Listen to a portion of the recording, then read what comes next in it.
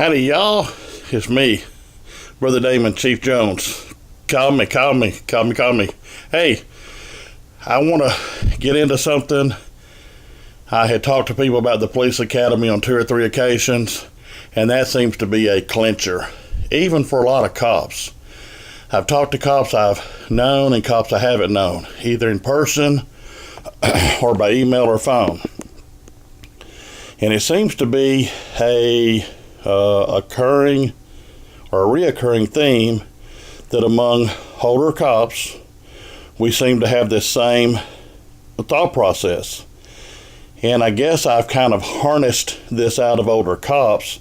They didn't necessarily think of it this way. There were a few, but they still didn't have it pinned down, and I'm still not sure I got it pinned down. But you have pre-World War II cops.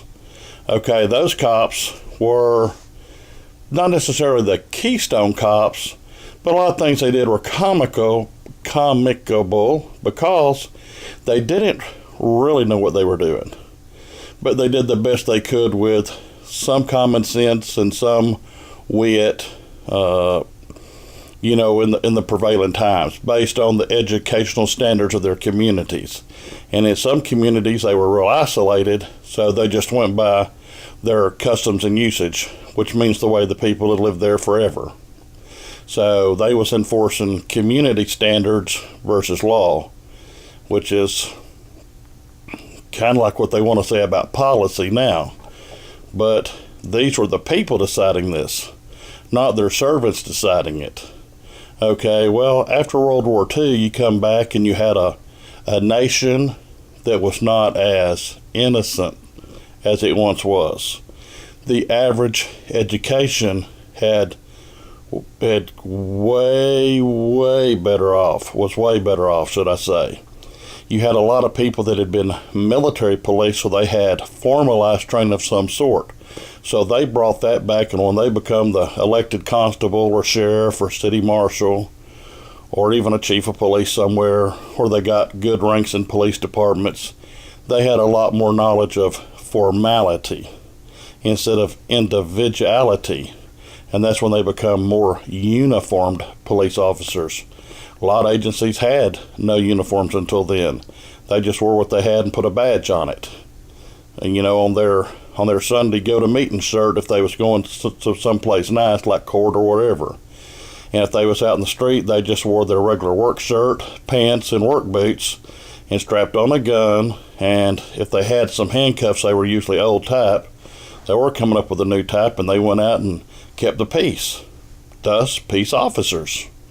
Okay, but when they become more formalized after World War II, every year it got a little more formal, and in some places, a few places, I believe, like Los Angeles, California, perhaps New York City, I got to do more research, perhaps certain areas in the Miami area, but I even believe that was later, and in Dallas, Texas, between 1955 and 59, which, you're talking 10 years to 14, 15 years after World War II, there was enough people in the right places that said, let's begin a formalized training, and we'll call it police school. So it was police school, like chef school or mechanic school. They had a police school. Well, as time went on, they said, well, let's give it more of a professional name. We're going to call it the Police Academy. So they had basic things in there where they made sure you could handle a firearm with accuracy. They made sure that you knew what the basic laws of peace, such as keeping the peace and the order and the tranquility of the community, made sure you knew what your duties as a peace officer under the law were, what you could do and what you couldn't do, according to your state's constitution, U.S. Constitution. So far, so good. We're making everybody look about the same, as close as possible. Police were paid very poorly in them days, and they had very poor equipment. But they worked with what they had. They earned every penny they made, and then some, out of the public treasury, because the public didn't see that there was that much need for police, that they needed them on a limited scale, and they only needed middle-of-the-road people. They didn't need high-end professionals like attorneys out there in uniforms. They needed men that knew the basics of right and wrong, good and bad, and how to treat people fairly and look at the law and to make a honest determination of what it said. And then the final result was going to a court with a judge that was honest. Well, on through the 60s, more states come along with a Police Officer Standards and Training Commission, or a Police Officer Standards and Training Commission. It was either called a commission, a board, something along those lines, which meant it was a repository for records for everybody in that state that was called a police officer, that was sworn to be a police officer, and they kept the records. So they'd know what day they were sworn in. They'd know to who they're responsible, and that they had whatever standards the state said. So the standards said you had to have 8 hours of training with a gun, you had it. And if you had to have 16 hours in constitutional study, you had it. And then if you had another 16 hours in basic law and apprehension and safe transportation of inmates to jail and stop in escapes, that's what you had. So you had a little basic, almost 40-hour introductory course to peace officer standards. And as time went on, they added more and more. Okay, so far so good. Now you get to between 1967 and 1970, and a lot of departments, if not states, are starting their own standards. Well, their standards are all over the place, and then they start teaching things that is not the law. They're teaching departmental policy, and they're treating policy as law, which is flawed. And therefore, you have false arrest, you have false detention, you have false information being given out by police officers all over the place. And then the public is told a lie. And then these go around, well, I heard this from a cop, I heard that from a cop. So what they heard from a cop, which was misinformation, wrong, stupid, they pass along and people begin to think that's a law, and it's not. That was a stupid cop. He didn't know no better, and he was ignorant. He shouldn't have been out there. He shouldn't be out there today. Okay? But as it got more and more organized, and states incorporated into a federal incorporation in the late 60s in order to keep dealing with the Federal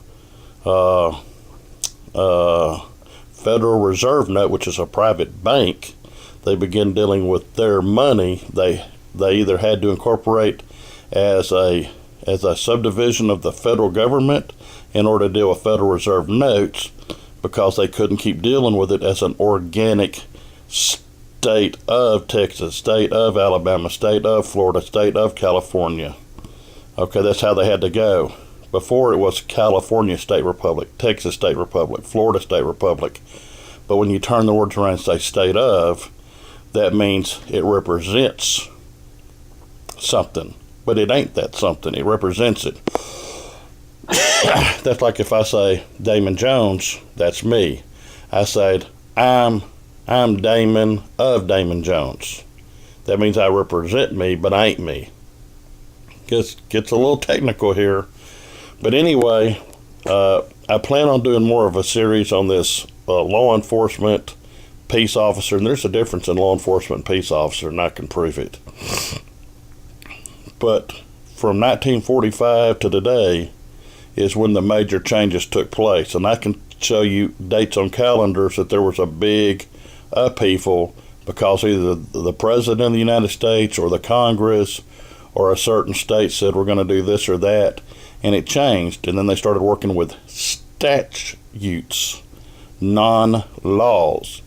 You used to see on walls, especially around places that had a gambling hall, alcohol, or other businesses, it would say state law says, state law number so-and-so says. Well, you turn around by the late 70s, early 80s, nothing said state law, it says state statute. State statute. Oh, something happened. But since it still said the word state and it still had all them numbers and had all them funny words, people didn't notice it. Attorneys did. Some cops did. Matter of fact, a lot of cops did. But they said, well, we're told that's the way it is, so we just accept it and go on. But that wasn't the truth.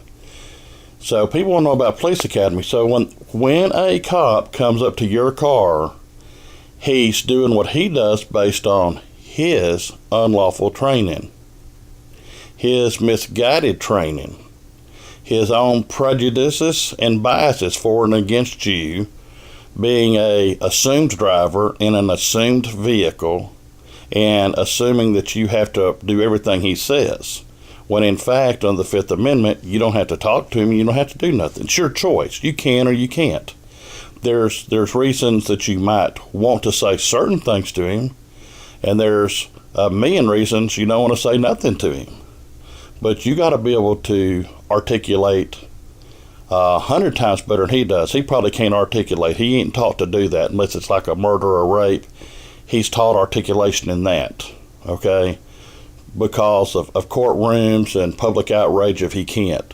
But he isn't taught to articulate reasonably and logically traffic stops and street encounters. He isn't taught to articulate that, okay? He's taught a limited script of questions and answers and certain ways to answer. There's buzzwords that he's taught to put in his police report, and it makes it all good. But I'll tell you a lot more about police academies, and if you have specific questions, write them in the comments, and I'll answer them to the best of my ability. And to the people that troll around making little nasty little comments, and you're not a creator of content, and you don't like what I say, you can go somewhere else. There's like a million channels. What I'm saying, I can base what I'm saying in fact, and it's in my belief system. If you don't believe it, go somewhere else. If you're not going to do something, you're not going to create content, you're not going to get out here, but then you're going to be a coward, gutless, no picture, behind the scenes. You're going to poke at me for what I do, and then you don't do nothing? What kind of coward are you? You know, I'm out here for free. I don't get paid nothing to do this to help educate the public. And you want to call me names or say that I don't do this right, or what would somebody else do? I'm only interested in what Brother Damon here, Chief Jones, what I'm doing, what I feel like I'm led to do. If you don't like it, go away. If you like it, tell all your friends and family and ask them to subscribe and let my channel blow up so I can get out there to more people, which is my desire. Well, thank you. God bless you. Have a super great day, and I'll be doing more videos. Just tell me what you want, and I'll do it. Elsewise, I have to just keep guessing and guessing. I got 1,000 things under my hat I can think about. Oh, yeah, my hat. Gobble, gobble. Okay, so just let me know. Thanks. God bless. Bye-bye.